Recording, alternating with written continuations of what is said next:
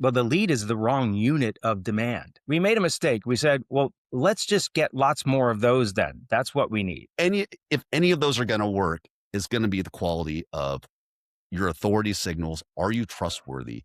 I have just ruined my attribution.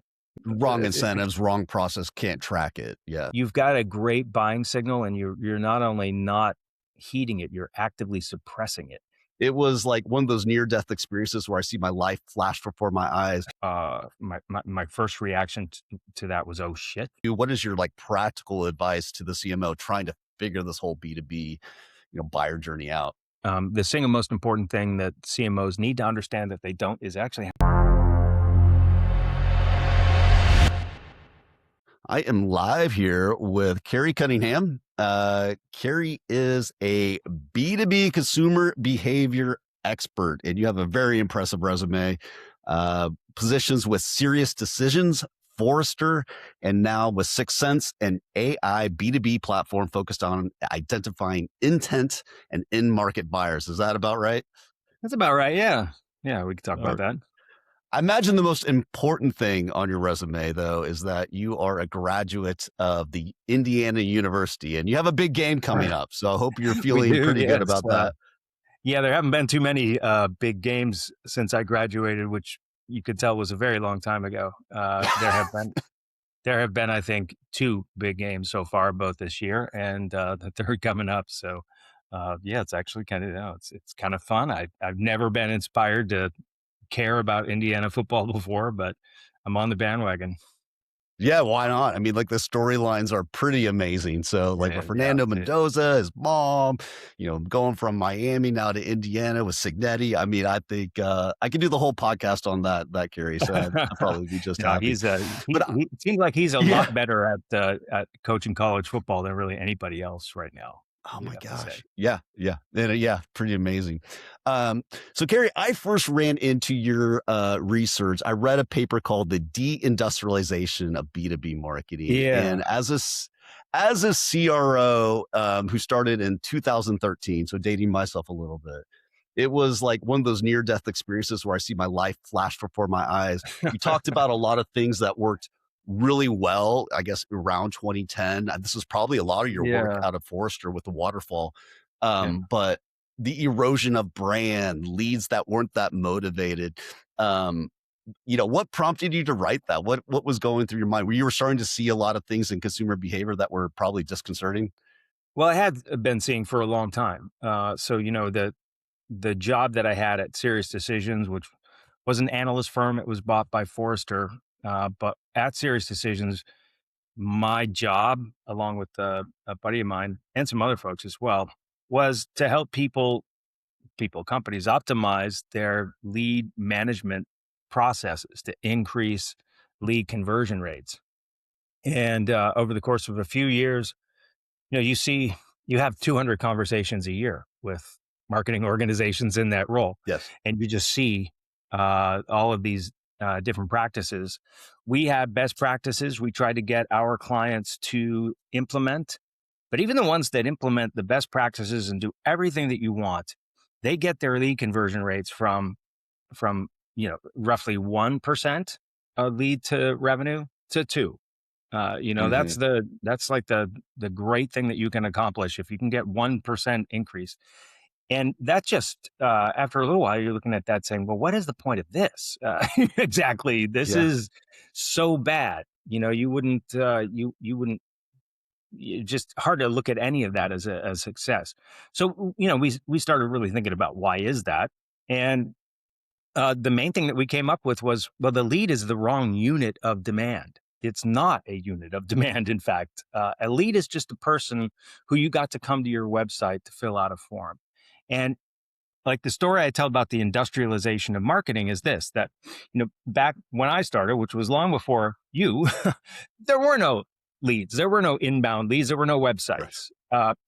Then websites come along around 2005, 6, 7, when really you have websites with forms and content on it for the first time. But there's very little.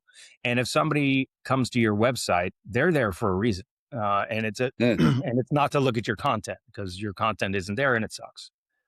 Um, so those leads were good leads. Like if somebody wanted to be if somebody came to your website and they filled out a form, there was a reason for that, right? Mm-hmm. Um, but what we did was we made a mistake. We said, well, let's just get lots more of those then. That's what we need. And the problem is that you can produce lots more of those without impacting how many buyers are coming to your website, right? So Mm, marketing built a machine, which was exactly what sales wanted at the time, built a machine yes. to get people to come to the website and fill out forms. A content machine, a marketing tactic machine, all of this. That machine was very good at its job. It got and still is getting more and more people to come to websites and look at content. And we're moving away from it, but also to fill out those forms. So that machine became that's what I talk about when I talk about industrialized marketing. We built a machine to produce form fills on our websites. The problem now is that those form fills, which in the early days represented real legitimate buyers, actually now just represent people who are interested in this really good content that you're producing. And it's their Mm, job to be interested in the content in this category. So they do, they are. They come to your website, they fill out the forms, but that no longer has anything to do with whether their company is going to buy something. And that was the big disconnect that happened. So as we thought about it, we thought, well, all right, so what would signal that a company is interested in buying a product as opposed to a person is interested in your content? And the very simple answer to that is, well, the more people from that organization that come and look at your content at the same time, the more likely it is that the company is interested in your solutions and it's not just the person interested in your content. And that's where we started to talk about buying groups or buying committees right. instead of leads. Like the two people coming to your website to look at the same content is just less likely to be random noise than one. And if you get three, four, five people, even if half of them or most of them stay anonymous, it's still a much, much better signal than any one of those people by themselves. Right. And Mm, that was the insight that we had a long time ago that said we got to move away from this lead based, individual person based view of what demand in B2B is and look at this broader signal that tells us, yeah, it's the organization's interest and not just a person. And that was the big break. And that was the thing that we did this was 2017 when we came out right. with that finding and the new waterfall at Serious Decisions and all that. So I think, we've kind of finally turned the corner toward people really understanding that's what it is, and it's not yet another gimmick in B2B. It's actually this is how you identify buyers, but we're just turning the corner even now. Yeah, I would say it's only the enlightened that have turned the corner because, Correct. Yeah, agreed. for once in our lives as sales and marketing people, we came together on this wonderful metric called MQLs, and we like, Yeah. oh, we both agree, and it really rose. It wasn't a bad thing, but performance marketers who could get those leads started to get the CMO spots, Yeah. particularly in SaaS, and so you That's had 100% right. Yeah. performance marketers, and Carrie, this is what as an agency, this is what we saw.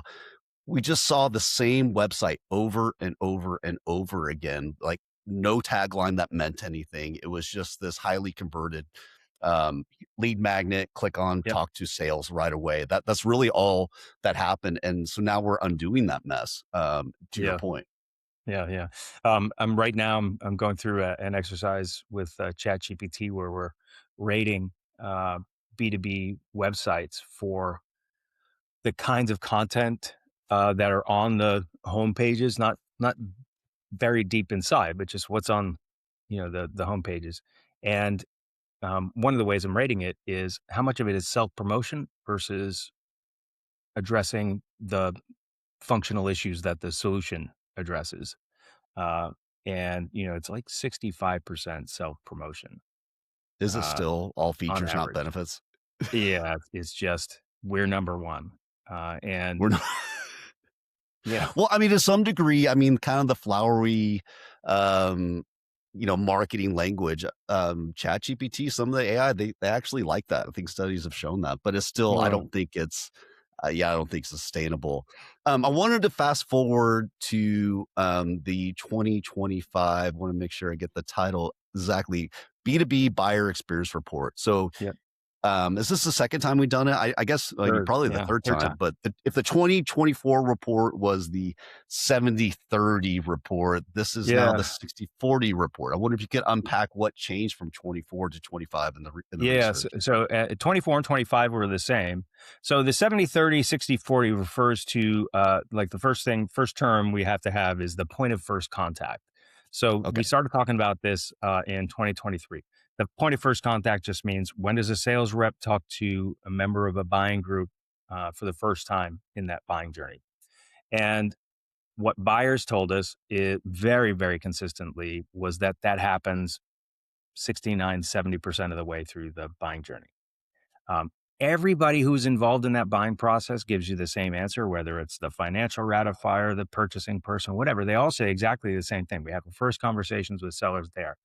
And one of the things that told us is that, and this is a thing that we know, but individual people don't meet with vendors on their own very often, unless it's Mm, just to set up the meeting with everybody else. But when sellers start meeting with buyers, it's almost always all of or most of the buying group that mm, starts that meeting, that's in that first meeting. And it's not necessarily because sellers are multi-threading. It's actually more because the buyer has been in market now for on average 6 to 8 months, and they've mm, been evaluating vendors. And if you get a meeting with them, what it means is you're on the short list. You have made the final short list, and now they're putting you through the last part of the process. And so for 2 years, we saw it was a 70/30 split. 70% buyers are on their own. They're doing a lot of things. I'll talk about that in a minute. This year, we saw that number drop all the way back to 61%. So from 69 to 61. And we couldn't explain it with anything in our original data. It wasn't because the sample changed. It wasn't because deal sizes were bigger or smaller.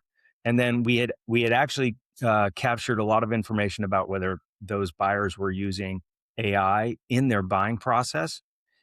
None of those things accounted. It had, there huh. was zero of the variability there it accounted for. So even though buyers are all using LLMs, it has nothing to do with why that point in time had moved backward.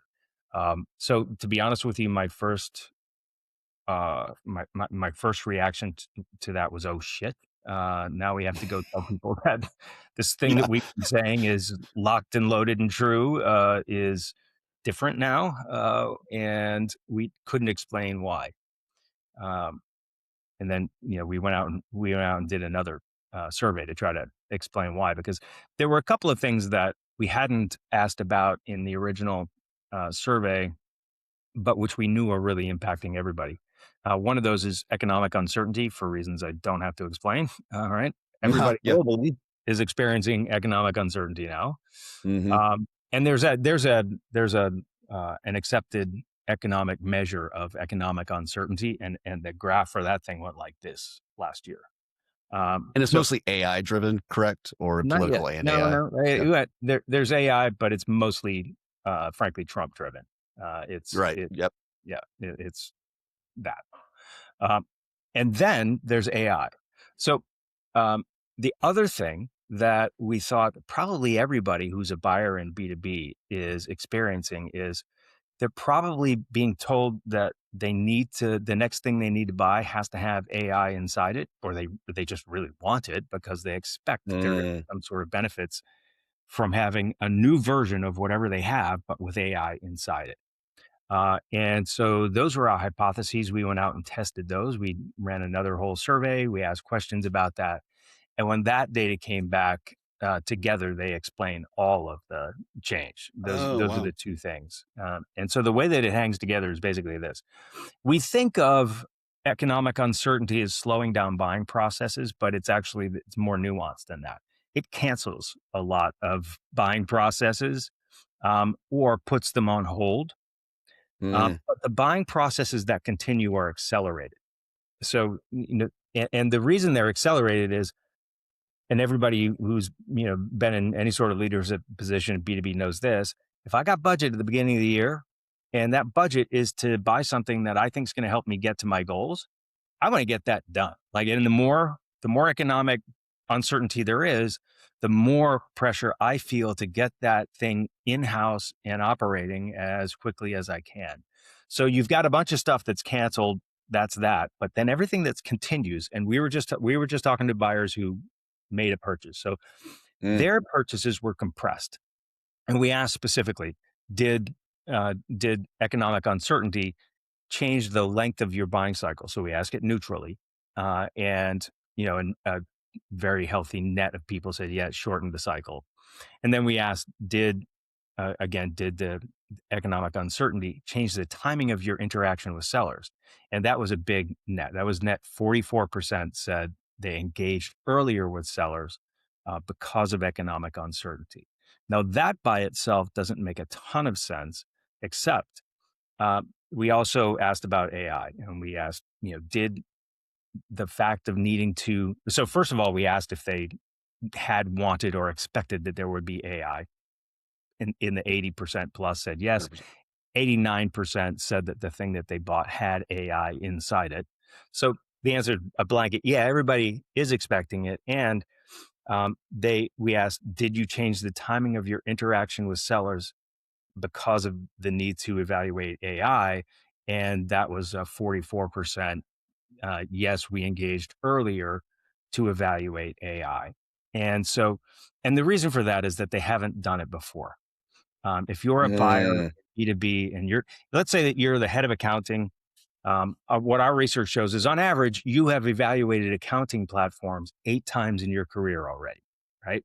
If you're in a buying process for Mhm. that now, but you've never evaluated it when it had Gen AI inside it. And now you've got to worry about data uh, security concerns, how they train the models, how they share the data, or if they do all of those things. You've got to account for now, and you haven't done it before, and you're under pressure. Right? You're under pressure to get this thing in the house. You really want to get it in house so that you can use it. And so, with this question about how long it's going to take to evaluate all of this new stuff about this, buyers engaged earlier to try to get that done. And as it turns out, that we still end up with a compressed cycle.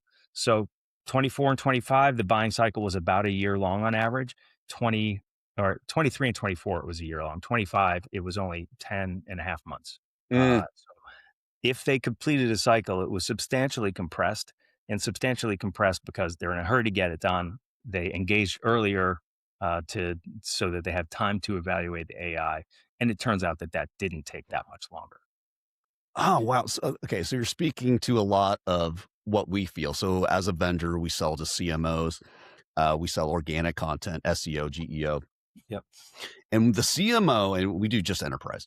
And so the CMO that we talk to, she is getting so much pressure from the board to like make us show up on ChatGPT.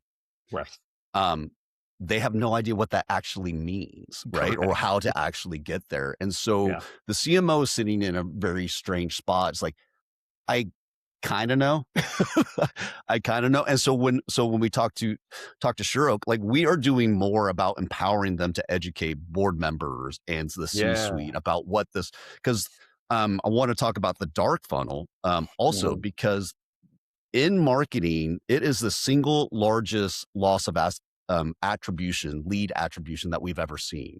It's great that Sixth Sense is doing intent data and buying groups. That Mhm. is super helpful. But the anonymous nature of that 70 or 60% now Yeah. um, is really hard on a market. Like, how do I deal with that? And so the marketer used to be with MQLs, back to MQLs, like, hey, here's the MQLs I did. I have a 1% conversion rate of MQL to SQL, and I have a 30% close rate. I did my job. Now that's all like, I don't really know where it's coming from. Organics going down, paid kind of going down. I spend only 9% of my budget on actual content and organic. What value am I producing anymore? And Yeah. they're having to make that case. And so I like, to your point, it makes total sense. I would have thought the number would have gone higher. I thought they want to be anonymous longer. But what you're saying, there's so much like confusion around what this new world, this new landscape looks like, I have to actually talk to a human being, because I don't even trust the data that's out there. I don't even trust that what you have is not just an AI wrapper or some agent that you made on ChatGPT that I could do myself. I actually That's have to see 100% with my right. eyes what this actually is. Yeah, yeah. No, that's exactly it. The number one question. So we asked, what questions did you have to resolve? That would have caused you to engage differently than you did before. And the number one question is, what are they doing with AI? It's just, what is it? What are the capabilities? And then all of the security issues and those kinds of things. But number one question, just, yeah, you say you've got Gen AI. I look at your website. I can't tell what the hell it's doing. Um, so I got to ask you about it. So that's that. Now, to the attribution question, I could talk about this one forever, but we thought when you're measuring lead-based attribution, you think that you're measuring what's happening. You're really, really not.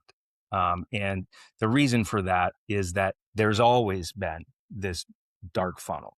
And not only that, but back at Serious Decisions, we would see, the insides of hundreds of lead management systems and processes. And what you would see is that on average, if an organization is going to get an opportunity from an account, they're going to have between 1.5 and 3 MQLs from that account in the 6 months or so prior to the time that happens. So Mm, almost always there was just one MQL being counted and scored, and often not even that one, because sales does something and whatever else. So that attribution was already orders of magnitude off and wrong against the favor of marketing, right? Marketing's produced these leads, but most of them are not getting onto the lead. In fact, we had this thing we called second lead syndrome, which was so the incentives within a B2B organization would be that BDR gets lead, follows up on lead. If they get lucky and turn it into a meeting, great. The next day, if a lead came in from that same organization and it goes to the BDR is going to look at it and go, well, shit, I can't get paid for that. And it gets marked as a disqualified lead. And that was rampant. I mean, I would say 75% of B2B organizations had that happening in one shape or form or another for oh, a decade and a half. And so you're just, I mean, almost everybody's gotten rid of that problem now, but that's just, I mean, that wrong incentives, wrong process, can't track it. Yeah. yeah, I mean, it's just you've got a great buying signal, and you're not only not heeding it, you're actively suppressing it. And when you actively suppress it like that and call those leads disqualified, it actually makes the lead conversion rates look worse. All right? So if I do my job as a marketer and I produce 4 or 5 really engaged people from this organization that goes on to buy, I have just ruined my attribution, because now only one of those 5 is ever going to get counted in my favor, right? So, Mm, and not only that, but we also know that a very small percentage of buyers is maybe 70%, probably more like 80 of people who are involved in a buying process will not fill in a form in that buying process, even from the vendor that they buy from. So, but they all go to the website at some point. So you've got all of this anonymous traffic on your website that you're not accounting for.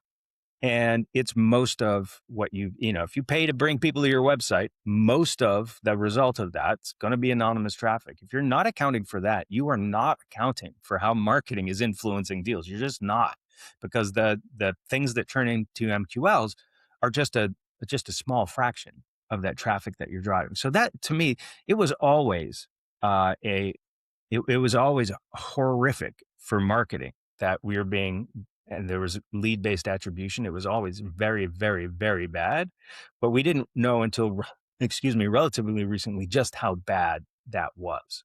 But I've just explained. I think you get how bad it is. I mean, like, it's well, no, really, yeah, no, it's just, it makes so much sense because, all we do is, search marketing. No, we yeah, don't do paid or anything. But what we've noticed with some of our clients is, even if we're spending the proper amount on content, SEO, optimizing our website, off-page signals, we'll still see organic attribution go down, but we'll see direct traffic go up and we'll see yeah, paid traffic go up.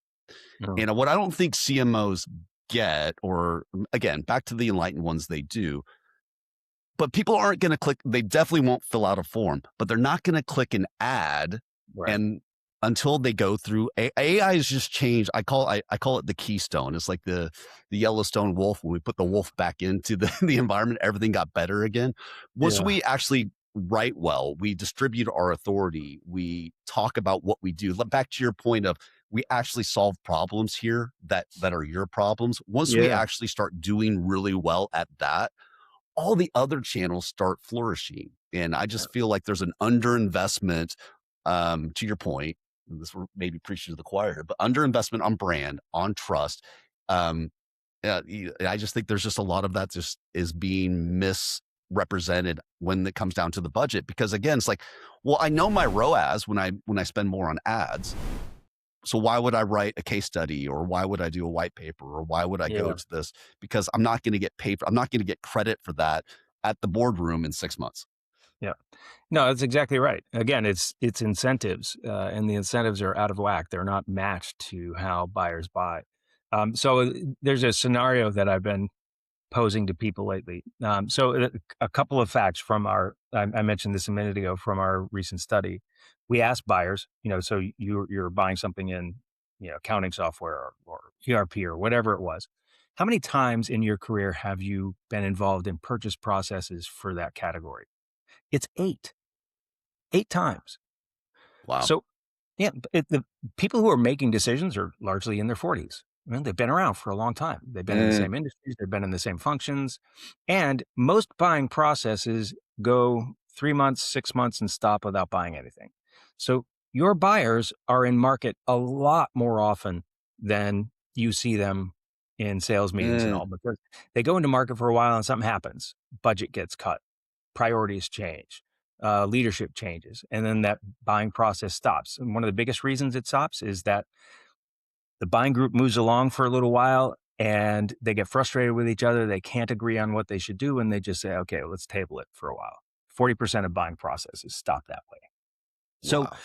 so you've got all of these incredibly experienced buyers. That's what if you exist in a category that's been around for a while, your buyers are very, very experienced in your category. So like one Mm, thing that we're seeing is uh, you think about who that person is. So you've got a buying group of 10 people on average. 4 or 5 of them are really important decision makers.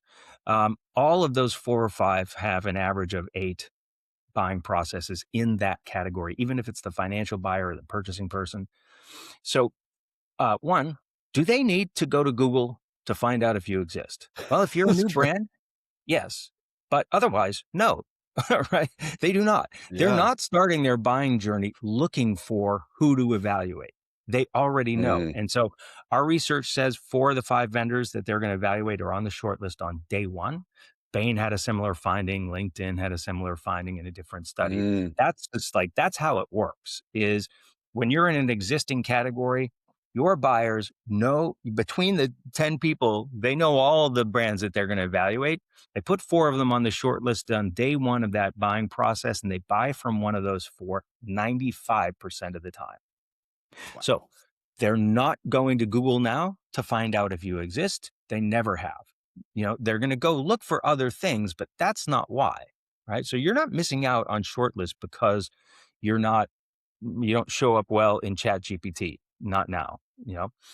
There's something else though that is going to be a problem. But for right now, what buyers say is that they're not relying on ChatGPT or LLMs at all for who's going to be on the short list. Mm, They're using LLMs more in the middle of their buying journey than at the beginning. So as they get into the buying journey, they know who they're going to evaluate. They're using them the same way the rest of us do in our normal lives. All right, what I'd love is a nice table that compares all of the vendors across all of the categories. mm, Or, all right, we got back the we got back all of the proposals. And so can you compare these for us and put them in a chart, right? right. It's not making any decisions for a buyer at all.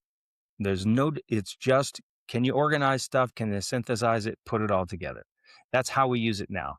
And I think we all know, if you think about how you use LLMs yourself, one, you use them most within topics that you already know pretty well. And then two, when you're doing things like, I want to buy a car, I'm going to compare BMW, Mercedes, Audi, whatever it is. Uh, give me a table that compares them across all of these things, and then you look at the table and you go, no, no, no, you left something out, or no, that Right. can't be right. Right? You're going back to the LLM and saying, no, I Mm. don't think that's quite right, or you're not quite up to date. Please Mhm. go look at this, and you massage it until you get what you want. Um, and certainly that's what buyers in B2B are doing with LLMs right now. Now that can change over time, but right now nobody's going to ChatGPT and saying, all right, give me a readout of whoever the vendors are. I don't know them. Whoever the vendors are, give me a readout, and I'll take that to the CFO, and we'll decide who we're going to buy from. That's not happening. But and by the way, buyers also say that they use vendor content just as much now as they have before, and they're using analysts and consultants as much as before. At the same Mm. time, everybody's traffic is way down. So what's happening? Well, I think if you're not in market now, you have absolutely no reason to go to a vendor website. So Mm.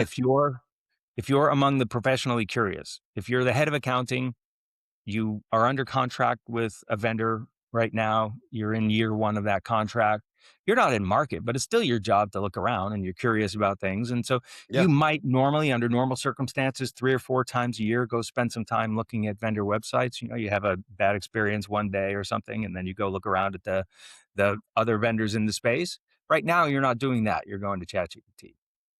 And you're getting a readout there because you're not in market now. You're not making any decisions. You want an update, and that's an incredibly efficient way to do it. Um, so I'd love to hear from you because I'm hearing anecdotally, but it's just anecdotally, and I could be biasing my own sample. But I am hearing from a lot of folks that our traffic's way down. What's not way down or not down nearly as much is the pipeline from the traffic. That our conversion rates from people being on the website to opportunity is actually as good or better than it was before. It's just that there's a lot less traffic.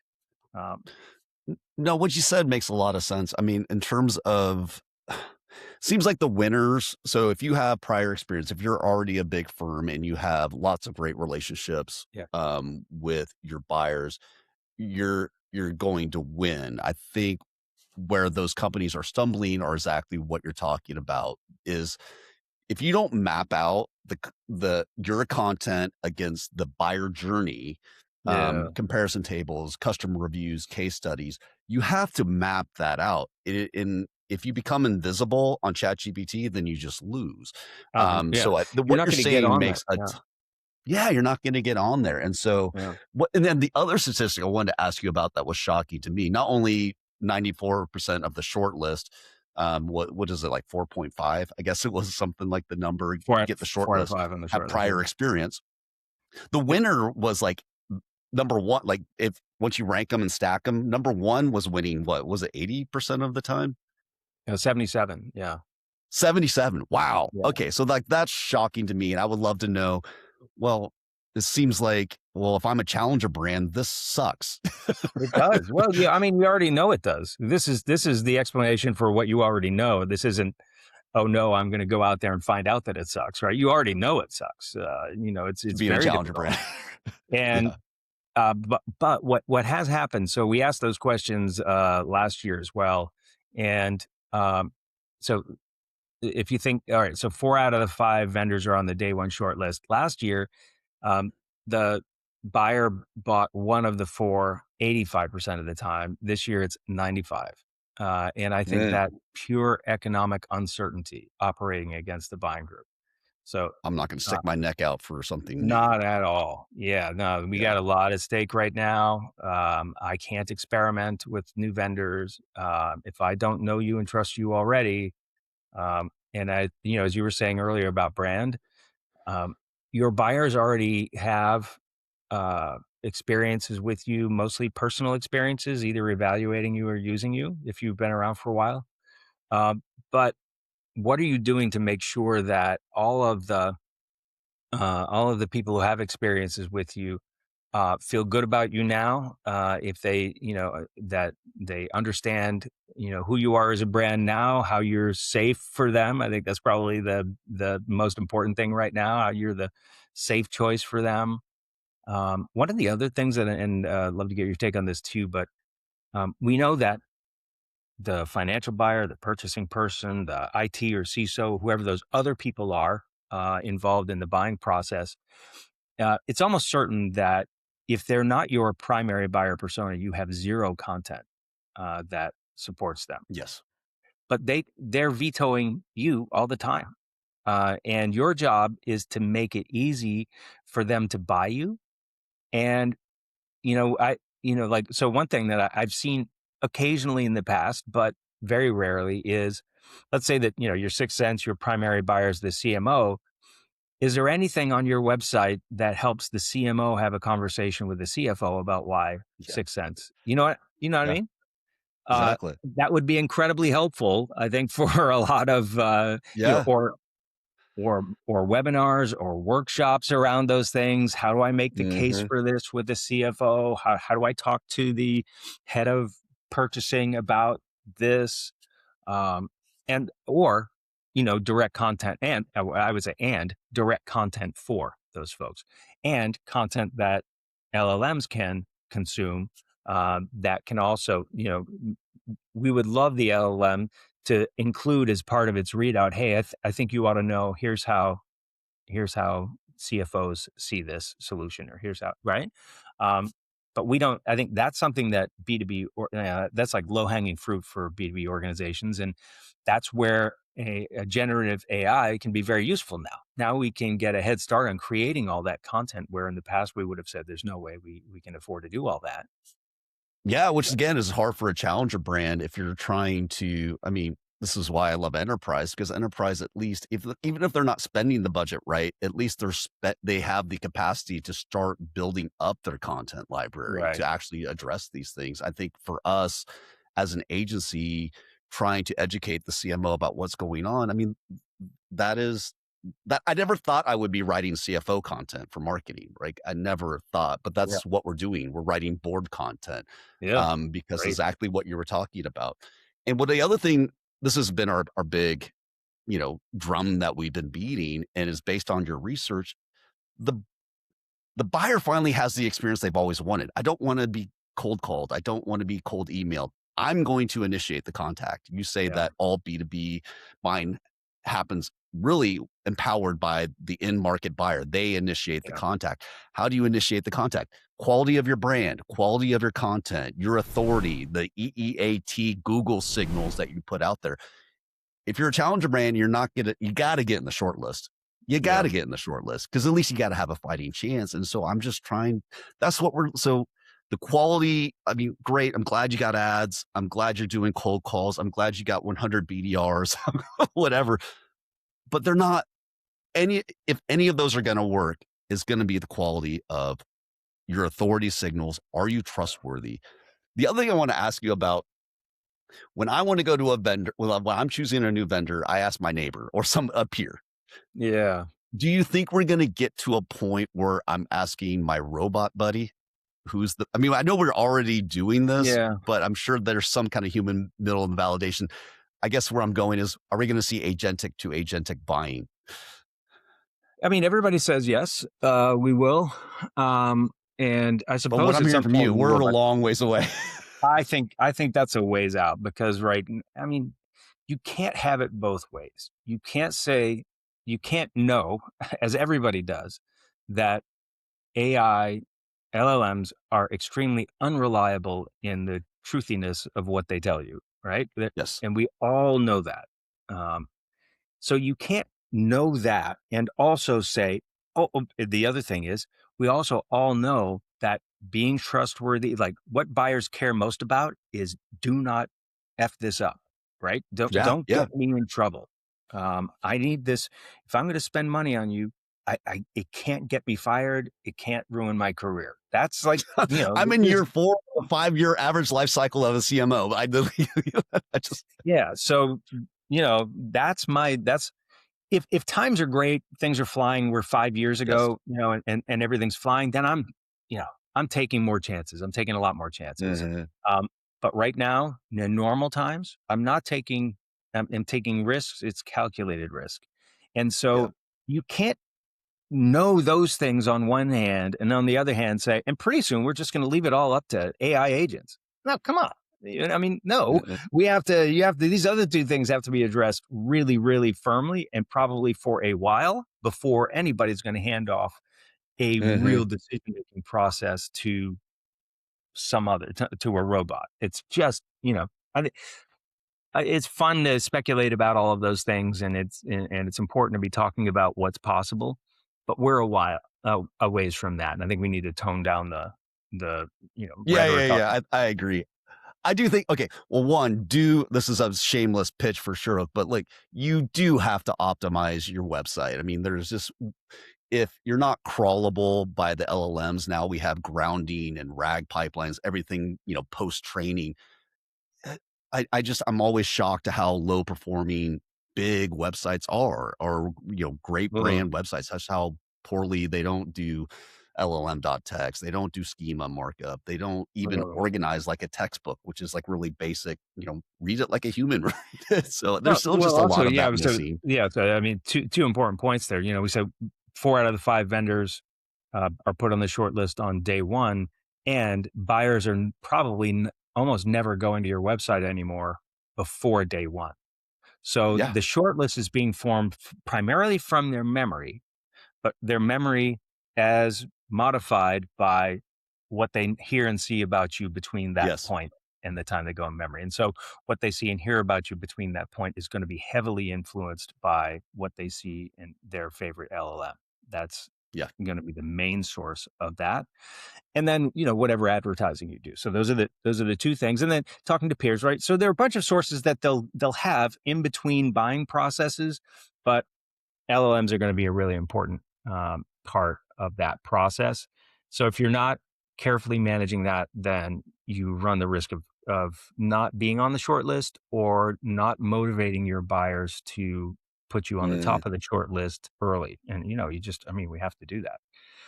That I think there's another point. I was losing the thread on it here about the uh, it's escaped me now. No There's biggie. I had like a, Yeah, a yeah, current event. Apple has chosen Gemini to upgrade yeah. Siri. Does that have any impact on B2B buying in your mind? Uh, I'm sure it will. Other than Apple's huge and they're gonna probably make a good decision finally in AI. Yeah, yeah. Uh, no, I think it probably, I would think it would impact decisions that OpenAI and Perplexity and others make about um, how they make their data accessible Okay. to vendors, right? They have just, I mean, they were already massively losing the scale argument, and this is going to massively swing the scale argument in favor of Google already. So what are they going to do to Yeah, make? I mean, so ChatGPT still got a big advantage totally. in scale for individual users. So they've got a play there. But I think that one of the questions that I think just is in play is at what point will the LLM traffic really become an important part of what is dark funnel or intent data for everybody else? Because Yeah. it's some, come on, I mean, they're going to sell that data, and then when are the ads going in, right? Yeah. Yeah, though that's where we've been really pushing our business, going away from, if traffic's declining, our old dashboards are now defunct. We now look at AI referral or brand visibility, and the tools aren't even quite there yet. But in Yeah, terms of referral traffic from ChatGPT, that's still the largest winner. And then you have Google and Perplexity, but like, we're not seeing Grok, we're not seeing anything from any of the other tools. But yeah, that seems to be, where this is going. And then even on our calls, like, "Hey, how'd you find out about Sure?" It's like, it was some type of, I would say 80% of the time it was, like you said, either prior experience, a referring customer, or some kind of referral where I'm kicking tires because ChatGPT said, and I'm in market.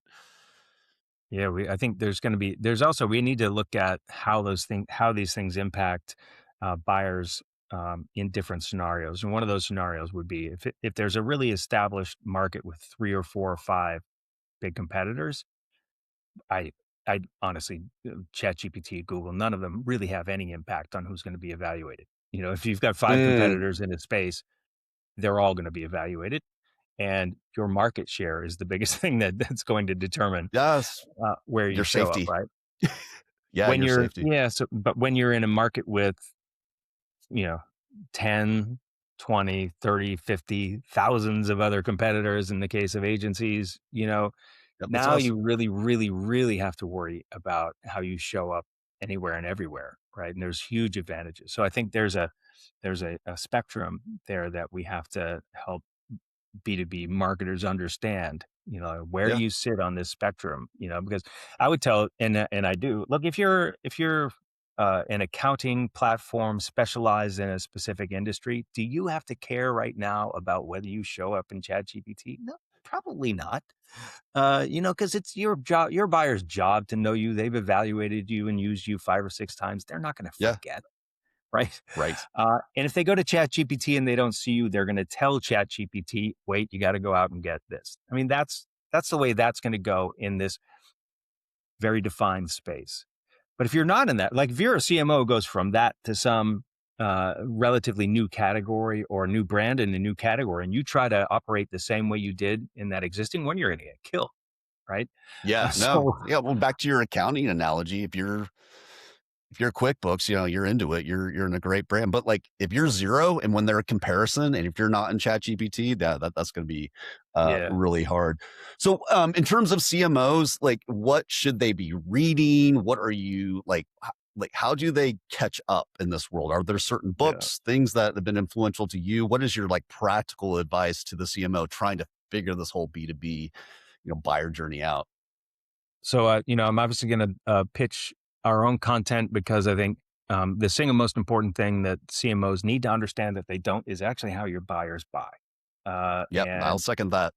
yeah, so take our research, and then you have to go to your own data and work with your agencies, work with internal folks, and find out what it looks like for you. It'll be a little bit different, it'll be nuanced, but you have to have both of those things when you go to the rest of the organization and say we have to change everything. Right. So you Mm, can't just take third party research and go say, hey, we got to change everything. Because the first thing people are going to say is, nah, it doesn't look like that in our company, or it's not like that for us. You right. have to go with that. So you have to go get that. There's another source that's doing really, really good research, the B2B Institute at LinkedIn. Okay.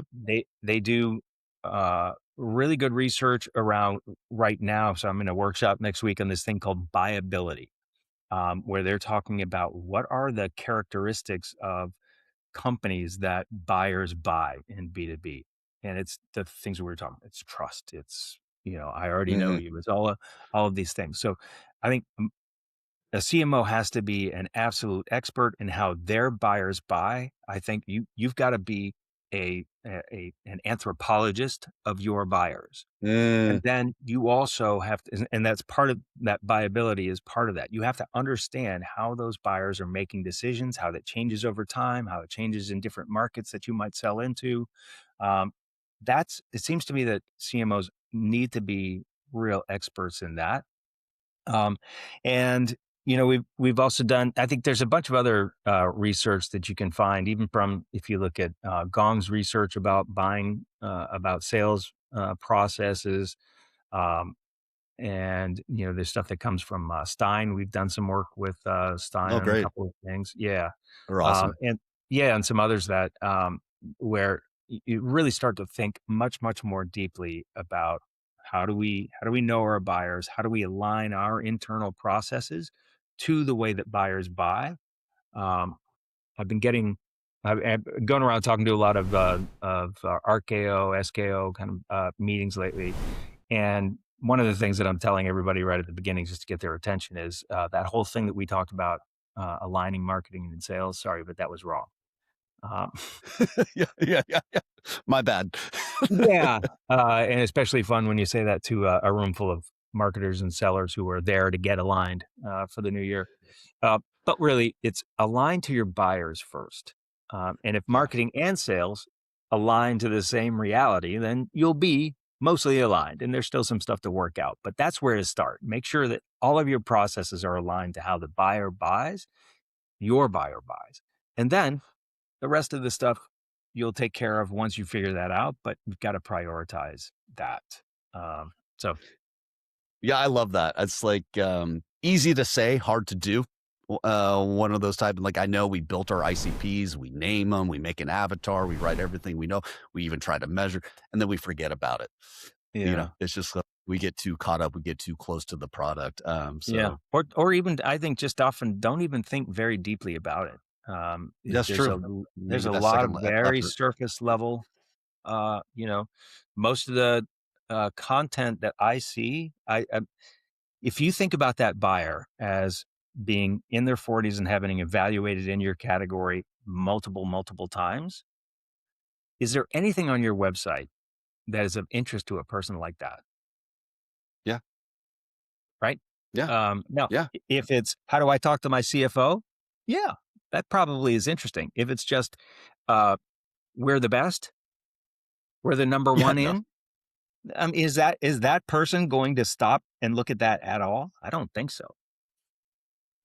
yeah. So That's that what's really changed in SEO. I mean, we used to just write content for the algorithm, stuff a bunch of keywords in there, and you'll pop up in the SERP. But now that, what content that is being served up with AI overviews or going directly within the chat is actual human content. It's going to copy yeah, and paste what you wrote back into the chat because it doesn't want to hallucinate. It wants to give the user exactly yeah, what it wants because I want to be a good company and I want to do my job well. That's what the robot's trying to do. yeah, So SEO now is about your brand. It's about actually writing for humans to be harvested by the robot. yeah, yeah. Actually Weird write world. things, actually make content that's of interest to the people that you're trying to Yeah, and it is not that you're number 1 in your category. Because 1, you're probably It's lying not. about that, and 2, it doesn't that's not what That's your right. your That's right. buyer will know if that's BS. They'll know if you're number Totally. 1, and you Self-serving. don't have to tell them. You know what I mean? So, Yeah, tell them that's how you great. solve their problems. Tell them how you make it easier for them to get their to do what they need to do in their jobs. Exactly, 'cause that's what they're actually writing in the chat. That's what they're asking the Yep, robot. Um, yep. Kerry, how do people find you? I don't know if you wanna be found. You're a busy man. I I'm do. really Yeah, yeah, happy yeah. that you No, I came on. absolutely do. So find me on LinkedIn. I'm pretty easy to find there. There aren't that many Kerry Cunninghams, and I'm there talking about this stuff all the time, and Perfect. post And we'll something put your pretty link much in the every show day. notes and everything there, so Yeah. I appreciate it. Hey, so the one thing we both have masters in applied psychology. I love it that you're using your powers for good, helping the community. I'm using my powers for evil in an agency. So Ah, I will, will hopefully we can keep in touch. I'd love to do this that's again great. sometime if you were Yeah, ever interested. I really appreciated the conversation. It was very it, helpful to it's our been fun. community and just all the B2B, sales and marketing community. I found it very helpful. I love your research. That's awesome. Thank you for saying that. It's been fun talking with you about it. All right. Well, anything else? We'll catch you next time. That's great. Thank you.